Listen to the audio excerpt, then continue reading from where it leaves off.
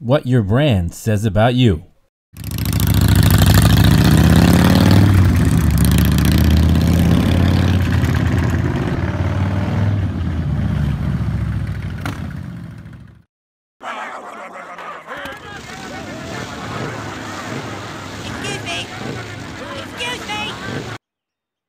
Hey man, we roll how we roll, and if people are annoyed or intimidated by it, that's too bad for them.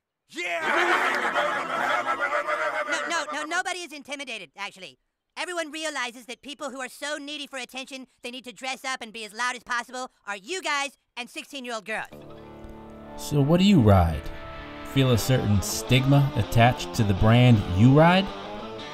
So let's have a little fun and make some jokes and dive into some brands and see the common perception of some of these two-wheeled machines.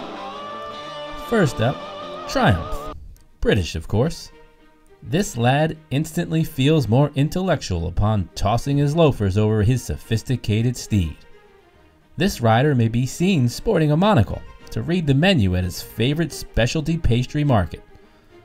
After eating his $22 pastry and sipping on his oxygen-infused green tea, he checks his pocket watch to see if it's time to pick up his dry cleaning. The Triumph rider is most likely a professor, scientist, or doctor who also participates in Revolutionary War reenactments. Quite the distinguished rider for sure. The Triumph rider is between 30 and 50 years of age, has a struggling social media account, yet feels like a wannabe celebrity. They pride themselves on all the ill-placed Union Jack tattoos and often boast about their classic Triumph in the garage that they're never gonna rebuild. Indian. The Indian rider often appears with a hint of overconfidence, a connection to the long storied history of the brand, currently dating all the way back to the year 2015. Yes, steeped in tradition, and don't get it twisted, Indian definitely has a tremendous historical place in the motorcycle arena, but today's Indian simply isn't the same company. So wear the badge proud, understand the clothing doesn't come from Springfield, but more likely Sri Lanka.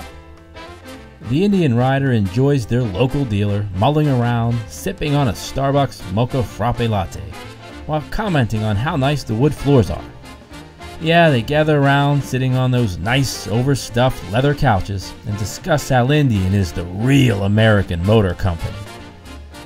Nothing wrong with being a proud member of the Indian Motorcycle Rider Group. In fact, you all do it so well with an air of unique dismissiveness.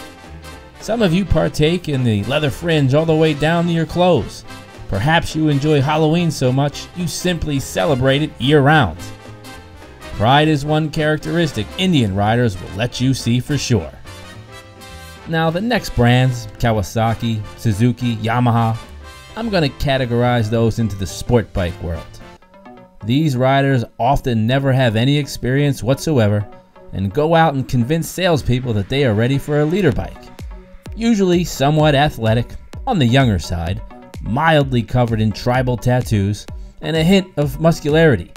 Chest and arms only, most of them never seen a squat rack. They see the sales on all the bikes, especially when they run deals like $89 a month, no money down. They race about, buy a bike, toss on some cargo shorts, tank top, and some Vans, and hit the road hoping to go 0 to 60 in 2.7. They often treat their passenger like a wind sail and continue to blindly hit the curves believing the game is to cross over the double yellow line. Nonetheless, they congregate by the hundreds at local gas stations, and when it's time to go, they rev their Arrow exhaust so much it has the charm of 1,000 alley cats fighting over scraps. And all of our favorites, Harley-Davidson. America. That's right, you own anything and everything that says HD. Harley-Davidson Soul Shovel? You own it. Harley-Davidson flip-flops? You own them. Harley-Davidson has managed to put their logo on anything they can because they know you will buy it. The typical Harley rider has a smattering of tattoos that tell a story more confusing than today's customer service call centers. And they will tell you about them too. All of them. They usually have tremendous facial hair, speckled with breakfast crumbs, most likely from a day or two ago. Usually unrefined, middle-aged, overweight, unhealthy, dirty baggy jeans, sleeveless shirt, half helmet, no helmet at all, leather jacket or a vest with pins and patches, half-finger leather gloves, clunky buckle-style leather boots, chaps, bandana of an eagle or American flag. Okay, you get the picture. HD riders are real bikers. No other brand even compares. Where else can you spend $30,000 on a touring bike and look forward to spending $5,000 to $10,000 more on suspension and performance upgrades? America. Settle down, it's all in good fun. Harley riders even have subsets, right? We have the riders I just mentioned, but then we have the Dyna Bros too. Tall T-bars, van shoes, long dicky shorts, and the ever-blowing flannel in the wind that's unbuttoned. So I guess we can see Harley riders just have their own style, and that's okay too.